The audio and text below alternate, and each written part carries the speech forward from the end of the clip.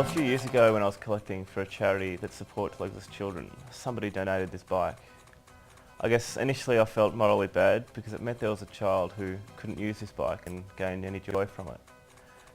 But to make up for that fact, I was actually using it for the charity. I was just making deliveries and collecting money. And it was when I was out running a pack of neighbourhood dogs one day that I discovered its true potential.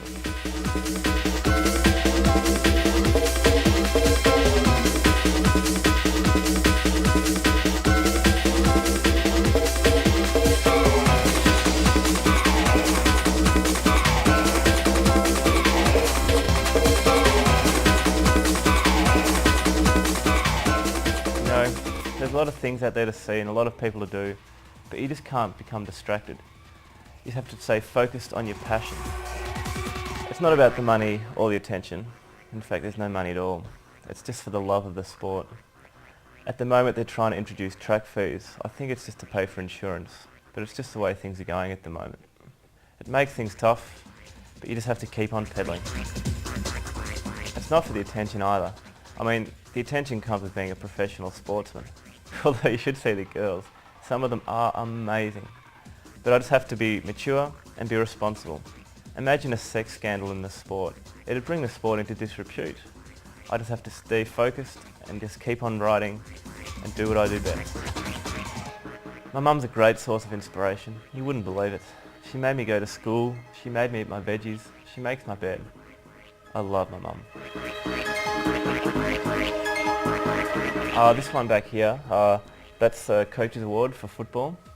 Dad was so proud when I got that. I was 10 years old and he was just beaming.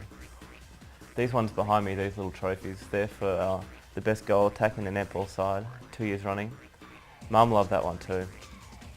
And yeah, I know what you're thinking. I don't have any Petite cycling ones yet, but I've made room.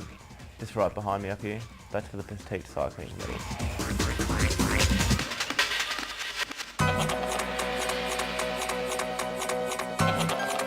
The first one that I'll tell you about is called the slippery when wet. I ride along, get a bit of speed up and do a little bunny hop, but I kick the back wheel around. Well, I'll tell you what, if it's wet it can be a bit slippery. Then there's a Cambodian wheelbarrow. This one's pretty cool. The girls love this one. You ride along with a bit of speed. You always need speed.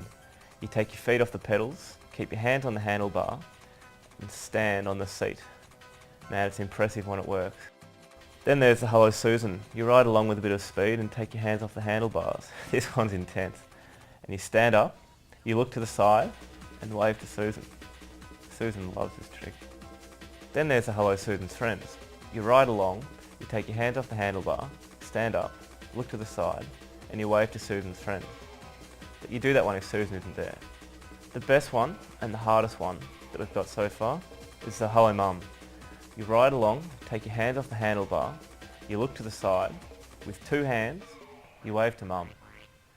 Mum's eyes light up. My life is much more exciting than the average Joe. I have an extremely hot shower, an extremely large bowl of Weet-Bix. My life, it's just extreme! Well, at the moment I'm looking for a training buddy, someone that I can work with to increase our creative repertoire, increase our tricks. If we can come up with a third person, we'll be able to put together our own meets, run our own competitions, hopefully put out a weekly publication. A newsletter would be great for the sport. But myself, I'm just working on building up my own repertoire and just coming up with new things all the time. The sky's the limit, and that's what I like to remember when I'm in a big low. I go and have a hard session on the track and restore my positive karma, push out that negative aura around me and heal myself. It's during those hard times that I'm thankful for this sport. It's my creative outlet. It's what I live for.